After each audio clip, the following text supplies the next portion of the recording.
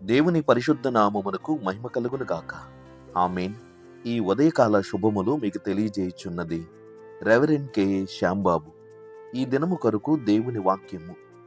నేను నీకు మొర్రపెట్టునప్పుడు, నీ పరిశుద్ధాలయము వైపునకు నా చేతులెత్తునప్పుడు, నా విజ్ఞాపన ధ్వని ఆలకింపుము. కీర్తనల గ్రంథము 28వ కీర్తన 2వ చరణము. ప్రభునందు ప్రియులారా, మనము ప్రతి విషయములలో దేవుని తట్టు తిరుగుట కొరకు మన ఆధ్యాత్మికమైనటువంటి గురి, కేంద్రము దేవుని యొక్క ఆలయమే. ఇశ్రాయేలు ప్రజలు వారి ఆధ్యాత్మికమైనటువంటి అభివృద్ధికి దేవుని యొక్క సన్నిధానములో క్రమశిక్షణకు దేవుని ఆలయమును ఒక ప్రామాణికమైనటువంటి స్థలముగా ఎంచుకుని ఆ ప్రకారంగా దేవుని సన్నిధిని, దేవునిని ఆరాధించేవారు. దావీదు ఈ కీర్తనలో ఈ మాటలని తెలియజేస్తున్నాడు. మన జీవితంలో కూడా ఆత్మీయమైనటువంటి అనేకమైన సంగతులను నేర్చుకునే ఆధ్యాత్మికమైన పాఠశాల దేవుని ఆలయము, మందిరమే. దేవుని సన్నిధానములో మనము గడుపుచున్నప్పుడు దైవజనుల ద్వారా దేవుడు పలికింపు చేస్తున్న ప్రతి వాక్యపు సందేశము మన భావి జీవితమునకు ఎంతో గొప్ప మేలుకరముగా ఉంటుంది. అనేక సందర్భాలలో మనకు కలిగే శ్రమలలోను, సమస్యలలోను, బాధలలోను దేవుని ఆలయమునకు వెళ్ళి ప్రార్థించినప్పుడు అవి నెరవేర్చుట మన జీవితంలో ఎన్నో గొప్ప సాక్ష్యాలుగా ఉన్నాయి. హన్న ఆవేదనతో దేవుని సన్నిధిని ప్రార్థించినప్పుడు ఆ ప్రార్థించిన స్థలము దేవుని ఆలయమే. కన్నీరు విడుచుచు షిలోహు అను మందిరములో తన ఆత్మను, కన్నీళ్లను కుమ్మరించి దేవుని యొక్క కృప కొరకు సహాయం అడిగింది. ఆలయములో దేవుని సన్నిధిని ఆ బిడ్డను జ్ఞాపకం చేసుకున్నాడు. తనకు ఒక చక్కటి కుమారుని ప్రసాదించడానికి దేవుడు అవకాశం ఇచ్చి ఉన్నాడు. శ్రమ కలిగినప్పుడు ఇశ్రాయేలు ప్రజలకు దేవుడు ఆశ్రయపురములను ఏర్పాటు చేసి అక్కడ ఆపత్కరమైన పరిస్థితులలో, ఆపత్కాలములో ఆ సన్నిధిని చేరినప్పుడు ఆశ్రయపురములో ఉన్నటువంటి వారికి ఎలాంటి హాని తలపెట్టకూడదని ప్రభు సెలవిచ్చిన ధర్మశాస్త్రములోని ఆత్మీయమైనటువంటి సందర్భం ఇది. ఈ రోజున మన జీవితములకు కూడా దేవుని ఆలయము ఒక ఆత్మీయమైనటువంటి ఆశ్రయ దుర్గముగా ఉన్నది. దేవుని వాక్యమును బట్టి భక్తుడైన దావీదు ఎలా మాట్లాడుతాడు? 23వ కీర్తన 6వ చరణము. నేను బ్రతుకు దినములన్నీయు కృపాక్షేమములే నా వెంట వచ్చును, చిరకాలము యెహోవా మందిరములో నేను నివాసము చేసేదను అని. దేవుని ఆలయం అంటే దావీదునకు మిక్కిలి ప్రేమ, ఆత్మీయమైన ఆసక్తి. మరొక సందర్భంలో 122వ కీర్తన 1వ చరణము. యెహోవా మందిరమునకు వెళ్ళుదమని జనులు నాతో అనినప్పుడు నేను సంతోషించితిని అని. దేవుని మందిరములో ఆత్మీయమైనటువంటి ఆరాధనలు జరుగుతాయి కనుక దేవుని యొక్క ప్రసన్నత మన పట్ల అనుకూలంగా ఉంటుందని విశ్వాసుల యొక్క నిరీక్షణ ఇది. ఇది నిజమే.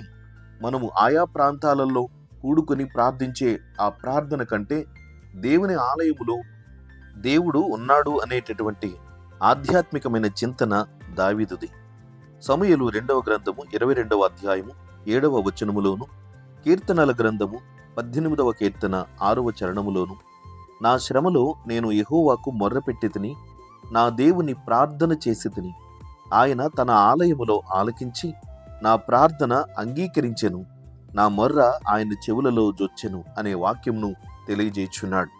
కనుక దేవుని ఆలయములో దేవుడు ఉన్నాడనేటువంటి నిరీక్షణతో మనము ఎల్లప్పుడూ దేవుని ఆలయమునకు వెళ్ళాలి. ఆయన సన్నిధానములో మనస్ఫూర్తిగా, అనగా ఆత్మతోనూ సత్యముతోనూ దేవునిని ఆరాధించుట మరెంతో ఆశీర్వాదకరం. 82వ కీర్తన 1వ చరణములో దేవుని సమాజములో దేవుడు నిలిచి ఉన్నాడు, దైవముల మధ్యను ఆయన తీర్పు తీర్చుచున్నాడనే వాక్యమును తెలియజేస్తున్నాడు. నిజమే, ఆయన సమాజము ఆయన ఆలయములో కూడుకుని ఉండగా దేవుడు ఆ సమాజ మధ్యములో ఆత్మ సంచారము చేస్తూ తన భక్తుల యొక్క మనోవేదనను, ఆత్మీయమైనటువంటి సమస్యలను, భౌతికమైన శ్రమలను గమనించి వారికి సహాయము చేయాలని దేవుడు ఇష్టపడుతున్నాడు.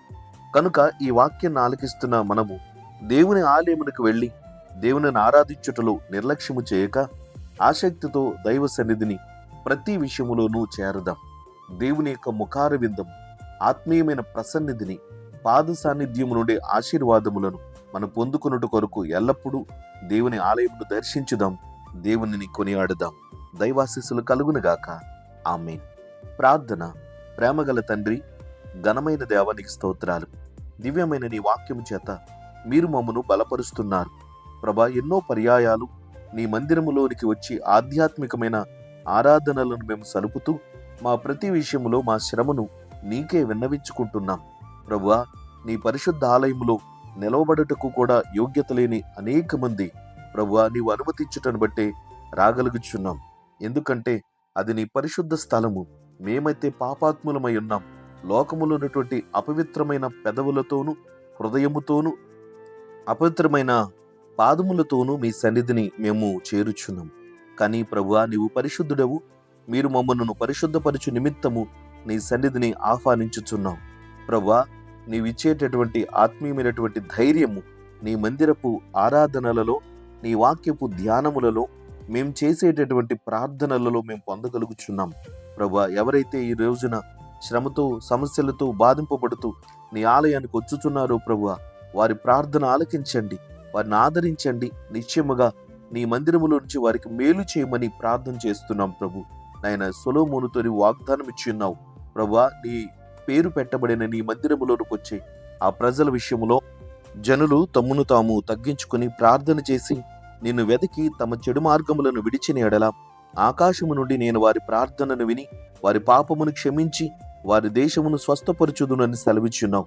ఆ స్థలమునందు నాయన చేయబడే ప్రతి ప్రార్థన యందు నీ కన్నుదృష్టి నిలుపుదునని, నీ చెవులు దానిని ఆలకించునని, నీ పేరు పెట్టబడిన ఆ మందిరమునకు నిత్యము నీ సన్నిధి, నీ పరిశుద్ధ సహవాసము ఉండునని, నీ కనుదృష్టి నీ మనస్సు దాని మీద ఉండునని సెలవిచ్చున్నావు ప్రభా. సొలొమోను కట్టించిన ఆలయములనే కాదు, నీ నామమును బట్టి నీ పేరు పెట్టబడిన ప్రతి మందిరములో చేరి ఎవరైతే నీ భక్తులు నాయన సహాయము చేయమని వేడుకుంటున్నారు ప్రతి వారి ప్రార్థనలను మీరు ఆలకించి మేలు చేయండి ప్రభువా. శ్రమలో ఉన్న బిడ్డలను ఆదుకొనండి, వ్యాధిగ్రస్తులను స్వస్థపరచండి. ఆత్మీయ భౌతిక సమస్యలతో నేను కృంగిపోయిన దిగజారిపోయిన వారిని తిరిగి బలపరిచి లేవనెత్తండి ప్రభువా. ఆర్థిక సమస్యలతో ఇబ్బంది పడుతున్నారు, వారిని ఆదుకొని తగిన సహాయం చేయండి.